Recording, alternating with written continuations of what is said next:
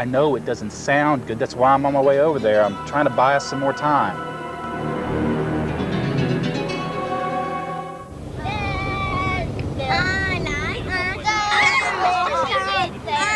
Hey, you guys quit throwing that soccer ball around back there. They're very funny, guys. Does everybody have their seatbelts on? Yeah! Okay, good. We are so late for practice. Yeah, I know. Yeah. Okay, look. Look, I got the numbers right here in the laptop. Okay, just let me find them, all right? Okay. All right. Hang on a second. All right. Look, yeah, here they are.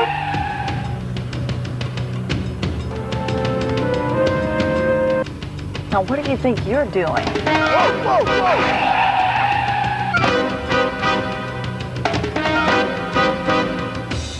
Hey! Hey, you idiot! What? What are you trying to do back there? Who You you need to be calling more an idiot, careful. lady? You're the one You're running all over driving the like a road. maniac. I've got children in the driving like back a seat. maniac. You You're could the have one- killed them. You're the one in the Look, seat buddy, back in your taking up big two company lanes. car and your phone, hang up the phone and Don't pay you tell attention me what to your to do. driving. Well, I wouldn't have to if you didn't drive like a moron. Oh, lady, You are an idiot. Look, you could have Go to killed my soccer kids. practice, lady. Leave me Oh my alone, huh? God, you are an idiot. Be careful. Don't be calling me an idiot. Well, don't drive like one, and I won't call you one, you idiot. God, just what? No, just some dumb female driver. You know, traffic is really starting to back up out here. No, I don't need to hang up, man. I can talk and drive at the same time.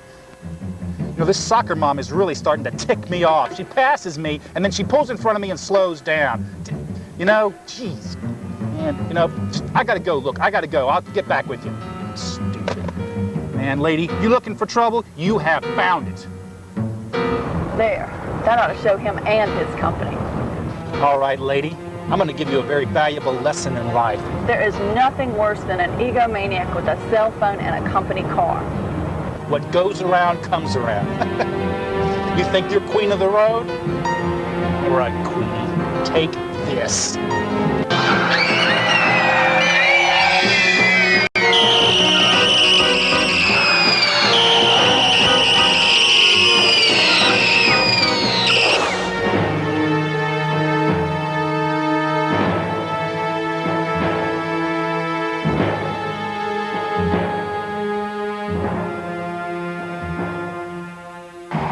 Out here, on the roadways of modern-day America, near tragedies like we just witnessed are becoming more and more common. As our lives get busier and more stressful, we find ourselves trying to make the most of every possible moment in each day.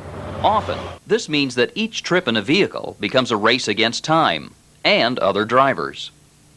And we frequently try to get things done while driving. Yeah. By using cell phones and other devices while in the car. Well, call him up and tell him I won't be there for 10 minutes. Sometimes, these modern-day driving conditions, which affect everyone on the road, can end with tragic results. The high-stress, aggressive nature of today's driving environment can lead to dangerous confrontations between drivers. This violent escalation of rage towards other drivers has come to be called road rage and will be the first focus of this program. Next, we'll examine a modern-day convenience that is fast becoming a modern-day problem. As more people attempt to operate motor vehicles while using cell phones, computers, and other devices. In this program, we'll learn how to best use these devices and still remain safe while driving. But first, road rage. Road rage. What once seemed like a few isolated incidents that happened somewhere else have become a problem all over the United States. Practically everywhere there are roads, you will find angry, aggressive drivers who escalate minor situations into dangerous and sometimes deadly confrontations. Oh, great. First you cut me off, then you blocked me in. Now what are you doing? No! Ah!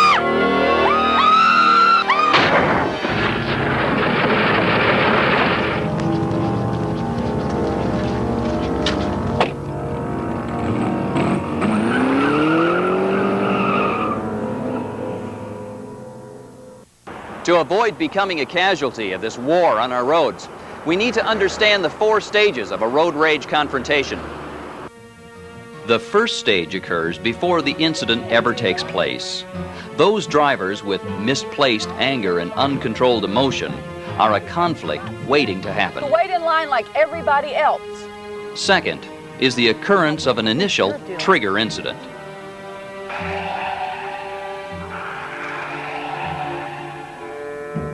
The first angry reaction to the trigger incident brings the conflict to its 3rd stage. You drive like a maniac. The 4th and most dangerous stage is reached at the point of retaliation and escalation. Take this.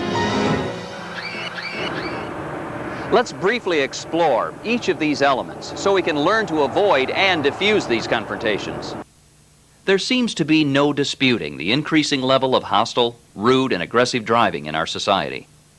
Many people attribute this to increased stress, crowded roads, busy schedules, and a general disrespect for the rights and concerns of others.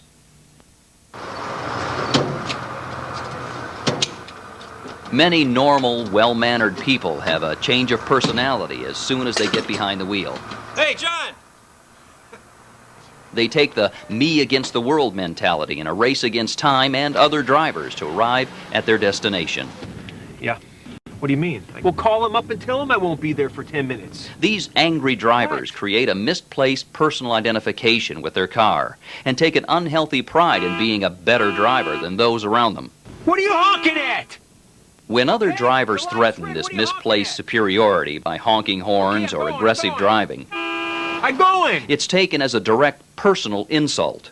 These people often feel victimized by having to adjust their driving to account for other drivers. Symptoms of an angry driver's behavior include some of the following actions: verbally condemning and denigrating other drivers, Hey, what are you doing on the road, you idiot? Learn how to drive.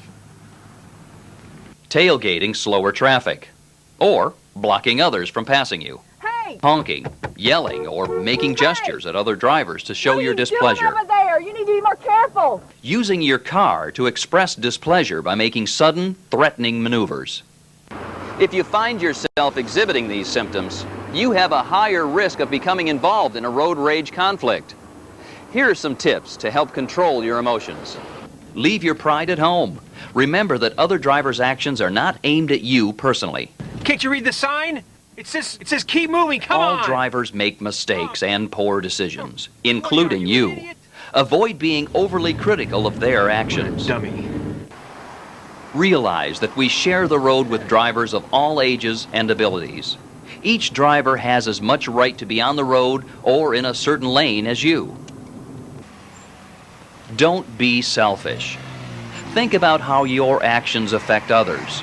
Rather than driving aggressively, Could you let me in? No way, sister, not today. You're not getting in front of me. try to perform a few acts of kindness by letting others into traffic or yielding to faster drivers. You'll find that kindness is contagious.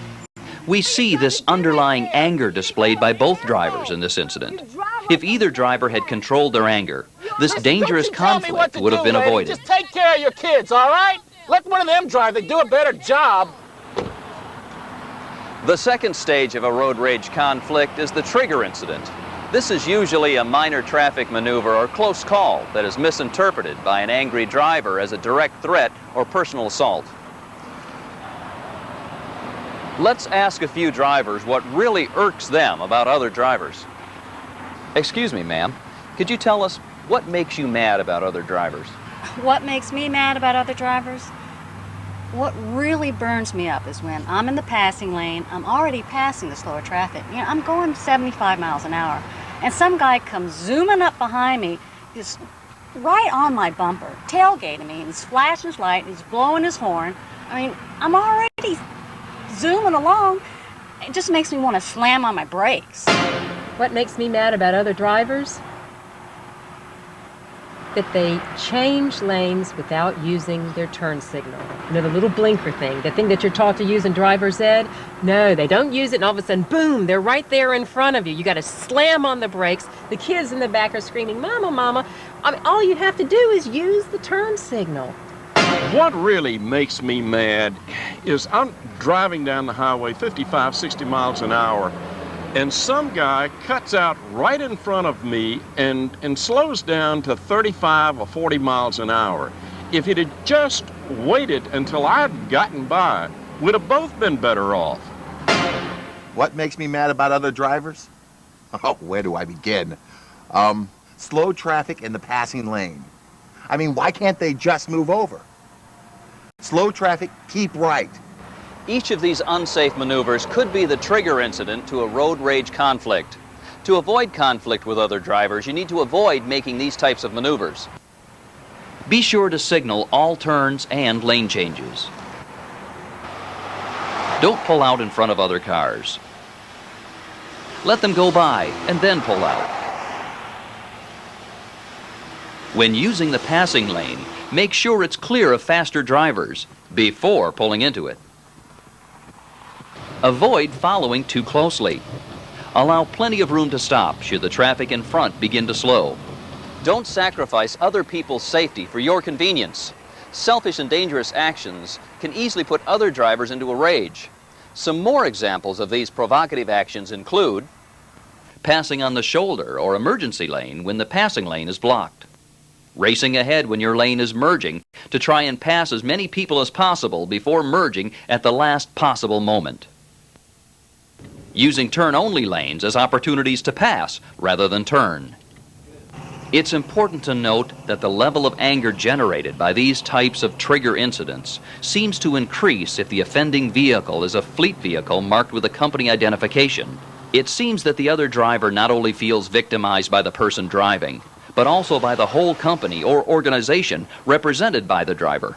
For this reason, drivers of these types of vehicles must proceed with extra caution and realize they have a higher risk of experiencing a road rage conflict. Avoiding these trigger incidents should always be one of our top driving priorities, but mistakes happen and these incidents do occur. You may be the one to perform one of these inconsiderate maneuvers, or more often, we find that someone else performs one of these moves near us. When this happens, a critical point towards violent confrontation is reached: the first angry reaction. This angry reaction can be blowing a horn, a hand gesture, or a verbal confrontation. While you may feel your reaction is justified, Don't honk at me! remember that an angry, aggressive driver will take your reaction as a personal attack on their driving ability. Listen, don't you tell me what to do, lady. They feel victimized, hurt, and offended by your reaction and may escalate the conflict to the next level. You looking for trouble? You have found it. Rather than express your anger, back off. Wow, man, that was close. Avoid making eye contact and try to keep distance between the two vehicles. I better give this guy some room. Resist the urge to let him know he did something He wrong. cut in front of me like that. Use the anger management methods mentioned earlier to calm down and avoid escalating the conflict.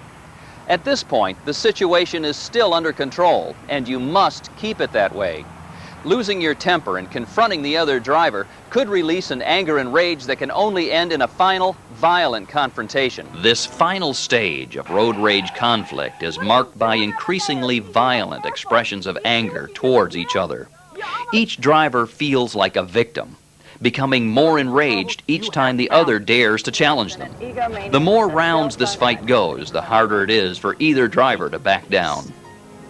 If there's to be any chance of a non-violent ending to this dangerous situation, one driver must assume a non-threatening position and make every effort to defuse the situation. Break off the engagement, put space between the vehicles, and stop eye contact with the other driver. Quit following me! If possible, take an exit, make a turn, do anything to break off contact with the other driver. Make no mistake, at this point, your life is in danger. If you can't get away, drive to a well-lit, populated area and seek help.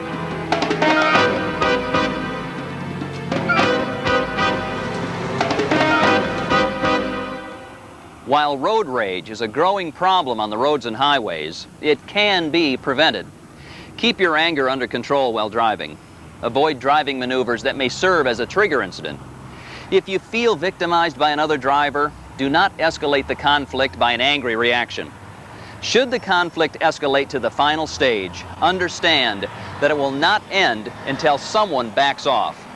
Backing off may save your life. Next, let's talk about another modern-day phenomenon: cell phones. The problem we need to address is this: when do these devices that can be so helpful in our everyday lives become a dangerous distraction in our ability to operate a motor vehicle? Whoa, whoa, whoa! In short, when is it safe to use these I'm just calling you to devices? let you know I'm on the way back to the office. And when is it It's really not? starting to back up out here. Oh, no, I don't need to hang up, man. I can talk and drive at the same time. The main risk associated with cell phones while driving is becoming distracted and not responding to changing traffic or road conditions. The best advice is to find a safe spot and pull over before using the phone. In fact, in some countries, it's illegal to drive a car while talking on the phone. Cell phone activity can be divided into 3 categories: dialing, light I'm just conversation, calling you to let you know I'm on the way back to the office. and intense conversation. Well, call him up and tell him I won't be there for 10 minutes. Of these 3 activities, intense conversation is by far the most distracting to the driver. Call him up and tell him I'll be there in 10 minutes. I don't mean to yell at you, Debbie, but I have to. Driving, while engaged in intense conversation, increases the chance you will fail to respond to changing driving conditions as much as 30%. I'll be there. Therefore, Yes. intense emotional or complex conversations should not be carried out on a cell phone while driving. Pull over and stop, or wait until you arrive at your destination before having these types of conversations. As for the other types of phone activity, dialing and light conversation, studies show these can be done safely while driving if basic safety practices are followed. Sure. Get familiar with your phone before using it while driving. Learn how to use the speed dial and redial features. Store frequently called numbers in memory and become familiar with the keypad so you can use these functions without taking your focus off the road. Keep the phone within easy reach so you can get to it without taking your eyes off the road. Remember, paying attention to the road is your #1 priority. Don't let your conversation draw you into more dangerous activities, I do. But I can't get into that right now while we're here on the phone here. such as looking up numbers, taking notes, or checking email. This traffic is getting backed up and I want to go ahead and get off of this phone. All right then, bye-bye. Only use the phone for casual conversation in light traffic and good conditions. End conversations when traffic gets heavy or some other conditions such as rain or snow makes driving hazardous. If available, utilize the hands-free option on your phone. Hello? Many phones have speakerphone accessories or other mounted devices to let you talk while keeping both hands on the wheel. In summary, cell phones are valuable tools and are very useful in emergencies. They can be used for light conversation in mild traffic conditions safely, if basic safety practices are followed. However, intense, complex conversations are too distracting to the driver and should not be carried out while driving a vehicle. Modern technology continues to give us an assortment of devices to use in our cars. Fax machines, laptop computers, even internet access with special viewfinders that allow the viewing of web pages, email, or faxes. Just remember this: any device, no matter how high-tech, that takes your focus and attention away from the road is dangerous. It should not be used while driving. Just because a device can be used in the car does not mean it should be used in the car, at least not while driving. Pull over first before you get connected. Well, that's about it for this program. Remember, while on the road, put to use what we've discussed to prevent road rage conflicts, and use common sense as well as basic safety practices when using your cell phone in the car. Have a safe day and a safe trip.